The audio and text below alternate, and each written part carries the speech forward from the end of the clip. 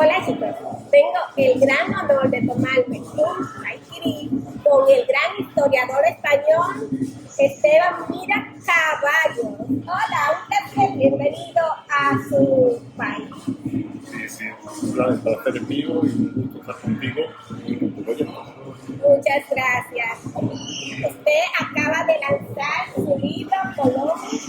El converso que cambió el mundo. Muy interesante. Y acaba de recibir un premio también. Bueno, no es exactamente un premio, sino una distinción. El Ayuntamiento de Santo Domingo me ha concedido, digamos, la condición de huésped especial de Santo Domingo. Muy bien, muchas felicidades, muy merecido. Me llama mucho la atención su apellido, Caballos. ¿Me puede contar un poquito sobre él?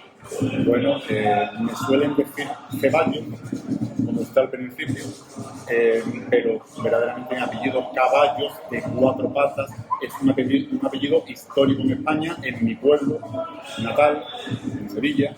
Lo hay desde el siglo XVI, incluso desde el siglo XV, el propio Francisco Caballos, e incluso hay un Francisco Caballos que llegó a la Española, precisamente aquí, a lo que hoy es República Dominicana, a principios del siglo XVI y que estuvo asociado con Lucas Vázquez Ayllón y tuvo un ingenio azucarero en Puerto Plata. Por tanto, no soy el primer Caballos que viene a República Dominicana, sino que ya este pariente mío vivió y murió aquí en República Dominicana en el siglo XVI.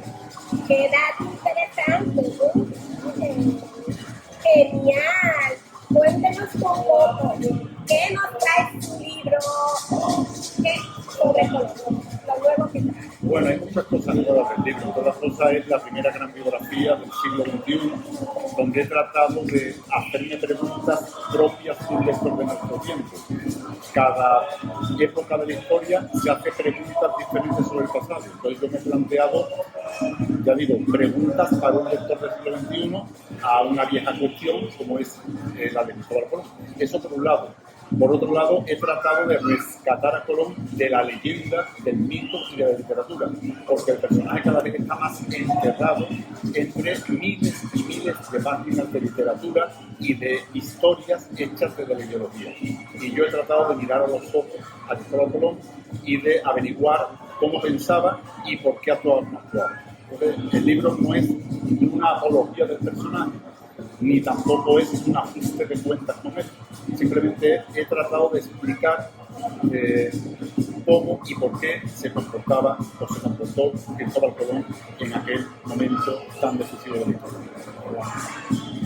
Una pregunta curiosa. ¿Colón descubrió América o nosotros lo descubrimos a ustedes? Bueno, ahora se plantean cuestiones como en vez de descubrimiento un descubrimiento, como que América no se descubrió porque ya había aquí personas que tenían descubierto el continente. Hubo un descubrimiento, lo que pasa es que el descubrimiento fue mutuo. Europa descubrió América y date cuenta que eso ocurrió el 12 de octubre de 1492 y el 21 de abril de 1493 se están bautizando los primeros indígenas de la Española en Barcelona.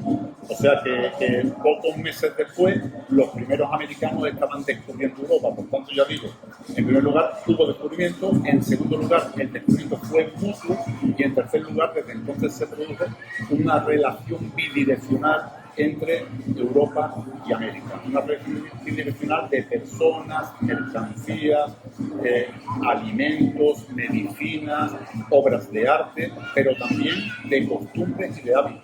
Hay que tener en cuenta que América se europeizó, pero Europa se americanizó.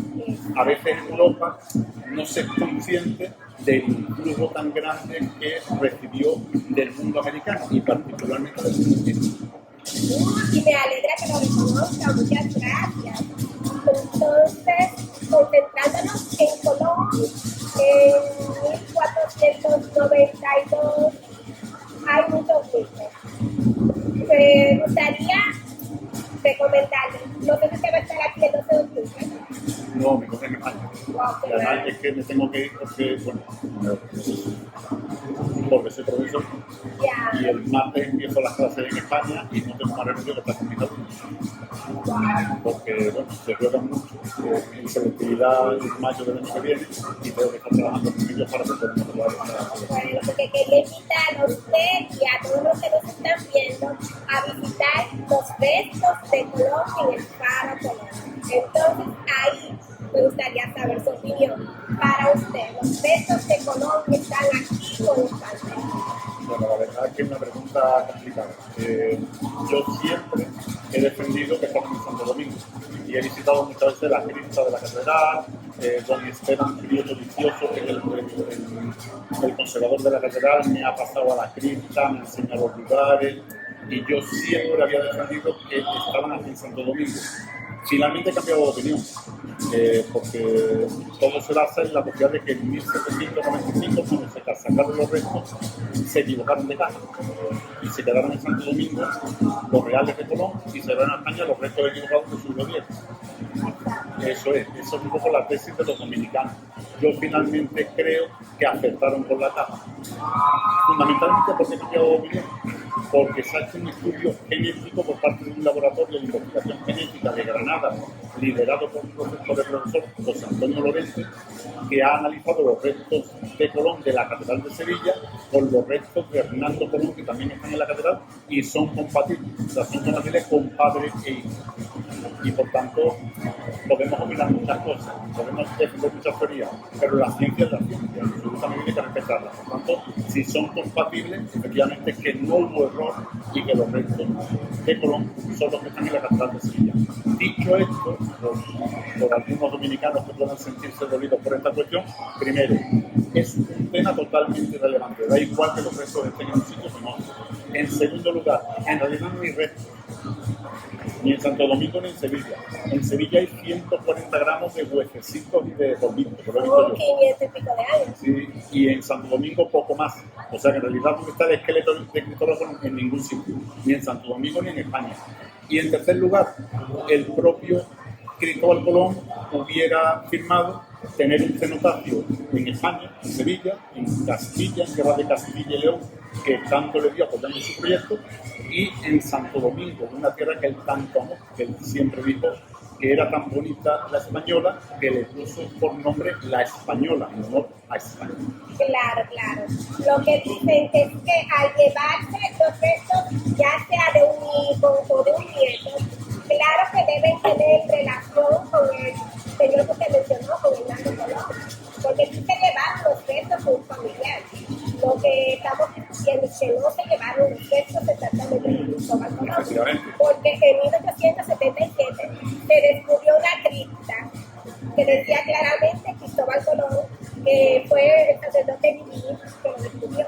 Efectivamente, la caja que se descubre en 1877 y que Monseñor Rocío Cochía lanzó una apasionada pastoral diciendo que había encontrado los restos de Colón, ponía las iniciales CCA, Cristóbal Colón Almirante, pero hay que tener en cuenta que hubo otros Cristóbal Colón Almirante y que además estuvieron en Santo Domingo, como Cristóbal Colón de Toledo, por poner un ejemplo, pero también incluso Cristóbal Colón de Cardona, o sea, pudo haber sido cualquier otro Cristóbal Colón Almirante. Y hay que tener en cuenta también que en la propia caja esa de 1877 se encontró una bala que nadie ha podido explicar nunca. Por tanto, bueno, no está tan claro que la caja de 1877 sea la del primer almirante. Y por otro lado, con respecto a los estudios genéticos, no dice que los de la Catedral de Sevilla sean de hermano a hermano, sino de padre a hijo. Son compatibles con padre e hijo y por lo visto, yo no entiendo de genética, pero según los genetistas, la relación padre-hijo está muy marcada y muy fácilmente reconocible en la investigación genética. Por tanto, a mí me da igual, me refiero que es un tema para mí relevante, me da igual dónde están las 4 cenizas de Colón, si están en Santo Domingo o si están en Sevilla. Y ya digo, siempre he defendido que estaban en Santo Domingo, porque bueno, incluso me convencieron que en 1795 no pudieron acceder a la caja porque había un retablo y solo pudieron hacer los restos de al lado que eran los de Diego Colón. y parecía plausible. Pero cuando la ciencia dice lo contrario, pues no hemos más que aceptar la ciencia. Podemos discutir históricamente lo que queramos, pero la ciencia es la ciencia y ese dato concreto es un dato muy objetivo. Por tanto, en principio, salvo que José Antonio Lorente sea un impostor, doctor en genética con prestigio internacional, pues habrá que pensar que están en Sevilla. Pero ya digo, eso ni le quita ni le da a la República Dominicana, que es un gran país con Colón y sin Colón. Por supuesto.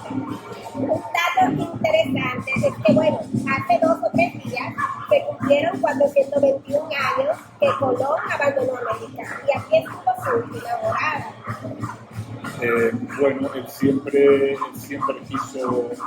quiso a la Española, que fue la única isla en la que él vivió de América, del continente americano. Estuvo más de 2 años de gobernador y él amó esa tierra hasta el punto que su deseo fue, yo creo, que morir y ser enterrado en esta isla. Además se le complicó la enfermedad, se le complicó la vida y no pudo cumplir ese cometido. Pero su hijo Diego sí que dejó dispuesto en su testamento, Diego Colón, que se construyese un monasterio en Concepción de la Vega y sirviese de panteón para la familia Colón y que se trasladasen allí sus restos y los restos de su padre. Finalmente, María de Toledo y Rojas, la viuda de Diego Colón, finalmente decidiría que el panteón se iba a situar en el presbiterio de la Catedral de Santo Domingo. Pero ya digo, Colón siempre admiró, siempre quiso la Española, la isla que tanto le dio y de la que fue virrey y gobernador. Otra cuestión diferente y larga sería, bueno, pues explicar todo eso, ¿no? Que el paraíso y la tierra que él quiso acabó finalmente destruyéndola, directa o indirectamente. Pero bueno, eso sería harina de otro costal y daría para otra entrevista mucho más larga. No, por supuesto. Entonces, Colón estuvo aquí por primera vez, bueno, aparte de en la Isabela, cuando descubrió América, él también vivió allá. O sea, ahí fue su primera morada, en la Isabela. Ahí estuvo su primera casa en América. Sí, claro. Él está en el Puerto de Navidad primero, Francisco Flor de Marién, y después pretende fundar en Puerto Plata, pero sufre vientos contrarios, que dice que para deciros más en el trayecto desde el Cacicaco de Marién a la zona de Puerto Plata, para deciros más que en todo el viaje desde España, desde Canarias a América. Y finalmente no ya alcanzaron Puerto Plata por los vientos contrarios y se quedaron finalmente en la desembocadura del río Baja Bonito, que es donde finalmente funda la Isabela, ¿no? Un 8 de enero de 1494. Es donde funda la Isabela y donde va a ser su primera residencia. Es una ciudad que, aunque él dice que el sitio era bueno para fundar, que el río Baja Bonito, dice textualmente Cristóbal Colón, que llevaba más agua que el Guadalquivir en avenida, cuando tenía crecida, que la tierra era más voraz y más fértil que la campiña sevillana. Realmente el sitio no fue el adecuado, tanto que fue la primera ciudad del Nuevo Mundo, pero fue totalmente efímera.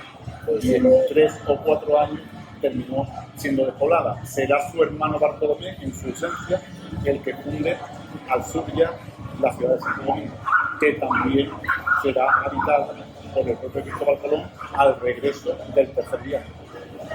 Exactamente. Estamos hablando que Colón visitó la ciudad de Santo Domingo ¿en qué año? ¿El tercer viaje? El 13 de agosto fue. Santo Domingo en el tercer viaje que llegó y que estuvo viviendo en la zona de Santo Domingo y ejerció un tiempo de gobernador de la Española desde la propia ciudad de Santo Domingo. En el cuarto viaje también intentó entrar en Santo Domingo, pero no le dejó Nicolás Obando, el gobernador de la Española, porque le habían dado la orden de no entrar en Santo Domingo y él lo quiso respetar, pero se avecinaba un gran temporal y pidió refugio al gobernador para entrar en Santo Domingo para evitar ese huracán, pero aún así no le dieron permiso. Pero hizo otra cosa, le avisó al gobernador Obando que se avecinaba un huracán y que la flota de Alonso de Torres, que estaba a punto de zarpar con todos los tesoros del rey, corría riesgo. Nicolás de Mando no lo escuchó y se hundió la flota de Alonso de Torres con todos los tesoros del rey.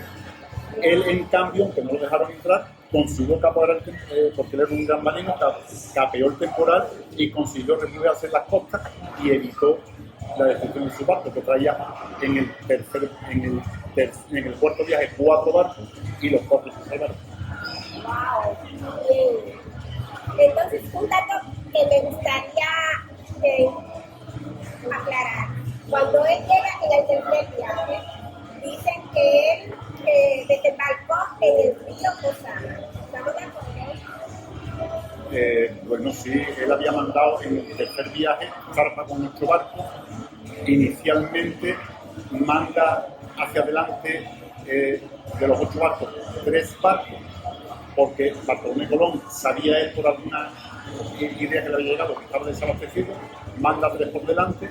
Después, cuando está en las Canarias, manda otros 2 y finalmente él, con los 3 barcos restantes, baja hacia Cabo Verde, al sur, y recala en América del Sur. Desde Cabo Verde, en latitud mucho más al sur, llega hasta la costa de Paria, en la actual Venezuela, que él llama la Tierra de Gracia, porque además allí cree haber encontrado el paraíso terrenal. Colón era así, una persona bastante compleja, de una profunda fe, y allí cree haber encontrado el paraíso terrenal, porque se encuentra que el río Orinoco desemboca tanta agua que varios kilómetros adentro es agua dulce en el océano. Y decía él textualmente, con esa sorpresa de una persona que cree haber descubierto el paraíso. Dice, grandes indicios son estos del paraíso terrenal, porque la opinión es conforme a estos santos y sacros teólogos, que yo jamás vi ni oí que tanta cantidad de agua dulce fuese así y vecina con la salada. Él cree que ha encontrado el paraíso terrenal y deja para otra ocasión la visita a ese paraíso porque tiene prisa por llegar a Santo Domingo. Y entonces cuando emboca hacia la Española y llega a la ciudad de Santo Domingo, donde por cierto su hermano Bartolomé se encontraba en grandes apuros por la rebelión de Francisco Roldán, de Adrián de Mújica, de Diego de Escobar, y también por la alteración de los propios indígenas, ¿no? Que a fin de cuentas defendían su propia supervivencia, ¿no? Que se enfrentaron con los colonos. O sea, se encuentra la isla al borde del alzamiento. Wow, para esa fecha es que se está trasladando Santo Domingo del lado este, donde se puso originalmente, al lado este. Por eso era el conflicto que usted me está contando. No era por eso es otra cuestión totalmente diferente. Otra cuestión que Bartolomé Colón funda la Española en el lado oriental del río Osama, pero al parecer no era la mejor elección.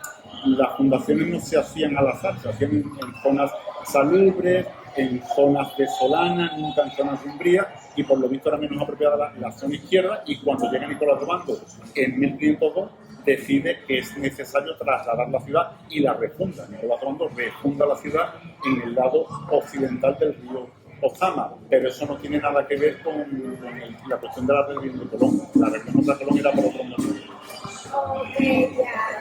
Porque creo que en algunos lados estuve escuchando que precisamente estamos en el lugar donde se trasladó la ciudad de Santo Domingo. Aquí habían con unos caídos y estaba la India Catalina. Entonces a ese tipo de conflictos yo me refería porque creo que no lo he visto mucho en la historia. Como que no le da mucho valor. En esta parte donde estamos ahora había una colonia. Entonces para los españoles venir aquí se supone que hubo ciertos conflictos entre los españoles y los caídos. Para fundar aquí, bueno, estaba la India Catalina, que estaba casada, no sé si casada, pero al menos emparejada, con Miguel Díaz de Alba, un español que había huido de la Isabela y se había refugiado aquí. Y que, por cierto, esa pareja, la Catalina, la pobre Catalina con Miguel, tuvieron el primer mestizo del Nuevo Mundo, el famoso Miguelito. El primer mestizo reconocido del Nuevo Mundo. Llamado como Miguelito. Y Miguel Díaz de Alba fue el que fue a buscar a Bartolomé Colón para decirle que no estaba aquí y que esto era muy fértil y muy rico. Y de ahí que bajara a Bartolomé Colón con su hombre para establecerse aquí. No parece que hubiese un gran conflicto porque los españoles eran muy pocos, pero los indios, los caídos afincados en este territorio. La rebelión era por otra cosa y de más calado, porque Colón se alía con Guatanagarí, cacique de Marién. Pero ya en 1495, en la batalla de la Vega Real, se tiene que enfrentar contra un ave del traficado de la Maguana y lo derrota. Después, en 1497, en la batalla del Santo Ferro, derrota a Guarionet, del traficado del Marién. No, perdón, del traficado de Maguá.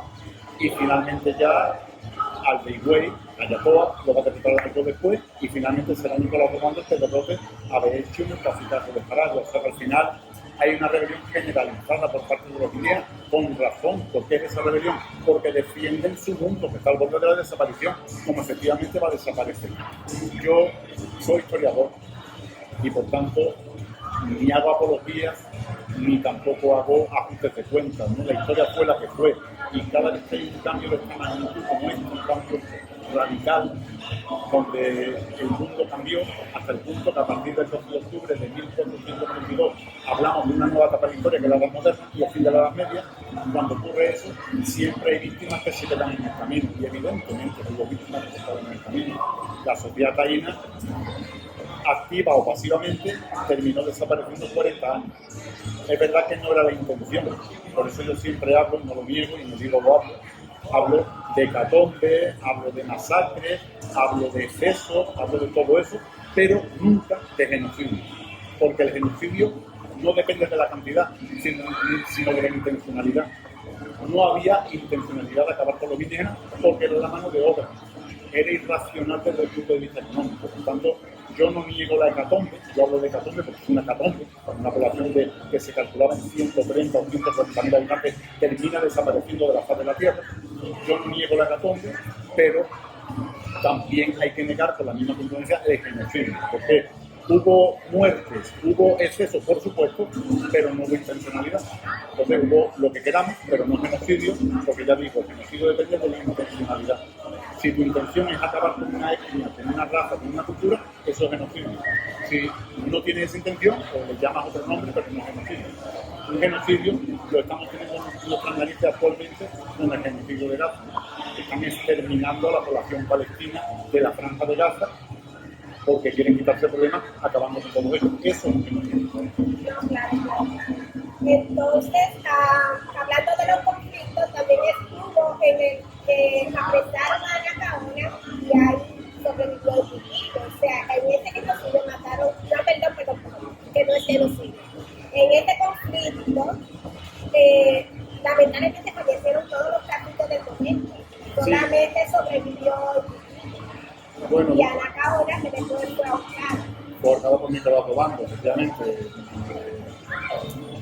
Había una rebelión, los españoles eran pocos, y Nicolás Obando era una rebelión estadista y también era un caballero de la orden de Alcántara, caminador mayor, de una orden militar, y llegaba con la orden de someter la isla y lo cumplió a sangre y fuego, sin ninguna duda, ¿no? Efectivamente, estaban levantados el Cacicazgo de Jaragua y el Cacicazgo de Higüey, que eran los abastecedores de Santo Domingo, podía riesgo la colonia, abastecedores de cajabe, de maíz y de algodón. Y entonces había riesgo real. Y Nicolás Obando actuó con mano de hierro. Te digo, yo pretendo explicar los hechos. Y eso fue lo que ocurrió. Evidentemente no lo justifico, los historiadores no estamos para justificar nada. Fue una gran matanza, donde además le hicieron un encerrón a todos los caciques, que Obando dijo que cuando se tocaron una medalla que tenía en el pecho, le metieran fuego al rollo cuando estaban todos los caciques en una reunión que habían sido convocados por el propio bando. Por tanto, evidentemente fue una matanza excesiva, horrible, pero surtió el efecto deseado, que era descabezar a toda la élite indígena. Y una vez que pasa eso, ya nunca más hay levantamientos indígenas de consideración, hasta que llega el Trujillo a partir de 1519, que tampoco amenaza al poder español, simplemente a la montaña de Berlín. Que Trujillo sobrevivió porque era solo un niño y uno de los soldados le dio pena y no lo mató. Entonces fue criado por los franciscanos. Entonces por eso fue que se salvó, pero ahí pasó algo un chin, perdón por la apología, que voy a comparar a Moisés con Trujillo. O sea, el niño creció, pero tenía su linaje, usted dice, de cacique, de rey. Entonces, al final, pues le hizo la rebelión, que fue el primer libertador de América, que es un libro, creo que algunos le quieren eliminar, no sé si usted está de acuerdo con eso. Bueno, yo lo valoro en su justa medida, yo soy un gran admirador del Trujillo, de su figura, una figura histórica de una potencia importante, pero bueno, tanto llamarlo como liberador de América o líder indígena, Enriquillo era étnicamente indígena, pero culturalmente español.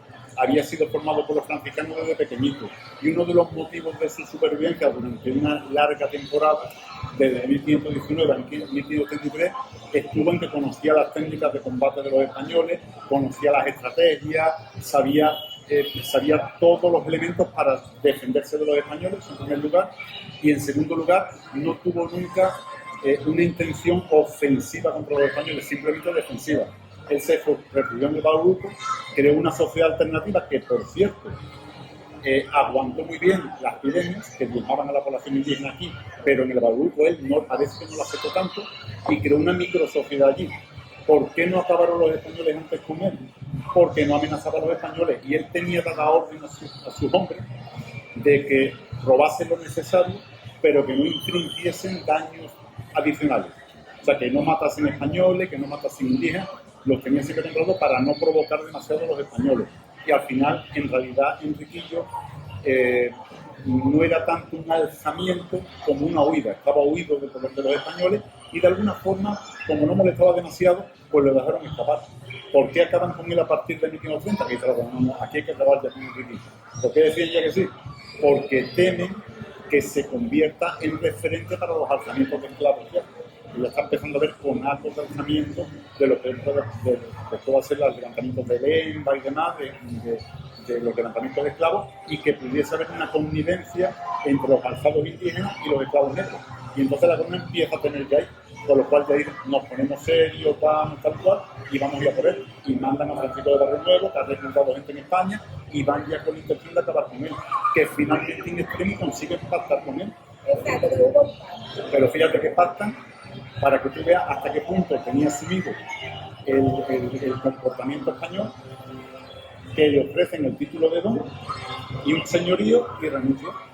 Y no solamente renuncia, sino que ese libertador del que tú dices se compromete con los españoles y lo hace a combatir al resto de indígenas que siguieron alzados, que no obedecieron lo que había dicho Enriquillo. Enriquillo pactó, pero hubo caciques indígenas que no estuvieron de acuerdo con ese pacto.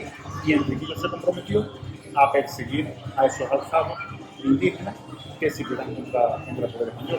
O sea que Enriquillo, a cambio del título de don y de unas tierras para asentar a sus hombres, renunció al Pero alzamiento. él aceptó el título de don. Hombre, evidentemente, por supuesto que sí, lo que él lo pidió expresamente. Y se conoce la carta, donde él pide el título de don y un señorío de tierra, por lo cual le llamaban Enriquillo, pero terminó falleciendo como don Enrique, dueño de una extensión de terreno en que pidió él para asentar a su hombre, que es donde se dice que no se sabe exactamente si era Boyá o si fuera el sitio exacto donde finalmente se estableció Enrique. Esa carta me gustaría que la podemos presentar. Entonces, hablemos un poquito sobre el nombre de la isla, que en las cartas de India se habla que a Boccío le preguntaron cómo se llamaba la isla, y él contó la historia de las estrellas, que está muy debatido últimamente. O sea, me gustaría saber su opinión al respecto. Bueno, no está muy claro, porque además los españoles escribían los nombres como les sonaba. O sea, evidentemente no había un alfabeto escrito y los españoles todos lo escriben como les suena. Parece que algunos cronistas pues recogieron esa idea, ¿no? Que se llamaba Quisqueya el nombre original, como Guananí, la primera isla a la que llega Colón, y todas son rebautizadas, siempre con nombres de reyes, Fernandina, Isabela, San Salvador con nombres de reyes, con nombres religiosos, o en el caso de la española, con el nombre de España, ¿no? Por la belleza que le pareció a Colón. Y con respecto a Quisqueya, bueno, pues parece que hay cierta unanimidad en los textos en que sale esa palabra como Quisqueya, o también llamada Haití, que también salen algunos otros documentos. Claro, pero lo que nos identifica a los dominicanos es la palabra quisqueya. O sea, está en nuestro libro, significa. Entonces, es lo que queremos defender, porque hay personas que dicen que la isla no se llama así, y al quitarles de nuestra identidad esta parte, ahí están anulando ya a los dominicanos. O sea, nuestra base es que somos hijos de Quisqueya. Entonces, de la isla, el término que se espera allí, que significa tierra alta, porque varias condiciones. Cuando le preguntaban a los taínos dónde estamos, decían Bohío, o sea, en mi casa. No era que la isla se llamaba Bohío, era que estaban en su casa.